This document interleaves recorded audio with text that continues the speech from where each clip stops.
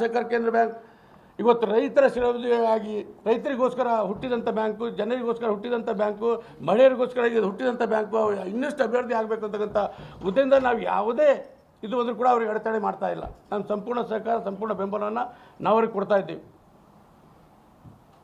ಅಂದರೂ ಕೂಡ ಲಾಸ್ ಆಗ್ತಾ ಇದೆ. ಇವತ್ತು 118 ಕೋಟಿ ರೂಪಾಯಿ ಲಾಸ್ ಆಗಿರ್ತಕ್ಕಂಥ ಮಾತನ್ನು ಇವತ್ತು ತಾವು ನೋಡಿದಿರಿ.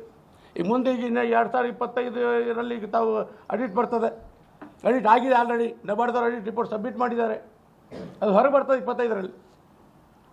ಇನ್ನು ಎಷ್ಟು ಬರ್ತದೆ ಏನೋ ಗೊತ್ತಾಗಿಲ್ಲ.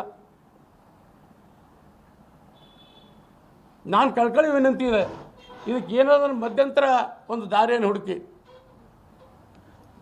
ಉಸ್ತುವಾರಿ ಮಂತ್ರಿಗಳಾಗಲಿ, ಜಿಲ್ಲಾ ಶಾಸಕರುಗಳಾಗಲಿ, ಸಂಸದರಾಗಲಿ ಇದರಲ್ಲಿ ಭಾಗಿಯಾಗಿ ಯಾವುದಾದ್ರು ಒಂದು ಈ ಸಹಕಾರ ಕ್ಷೇತ್ರ ಉಳಿಸಬೇಕು. ಬರ್ತಕ್ಕಂಥ ದಿನದಲ್ಲಿ ಇದಕ್ಕೆ ನಾವೇ ಶಾಶ್ವತವಾಗಿ ಅಧ್ಯಕ್ಷರಾಗಬೇಕು, ನಾವೇ ಶಾಶ್ವತವಾಗಿ ನಾವು ಆಡಳಿತವನ್ನು ನಮ್ಮಲ್ಲಿ ಇರಬೇಕಂತಿಲ್ಲ. ಸಹಕಾರ ಕ್ಷೇತ್ರ ಉಳಿಸಬೇಕು, ಬೆಳೆಸಬೇಕು, ಇನ್ನೊಂದು ಅಭಿವೃದ್ಧಿ ಆಗಬೇಕು ಅಂತಕ್ಕಂಥ ಉದ್ದೇಶ ನಮ್ಮದಾಗಿದೆ.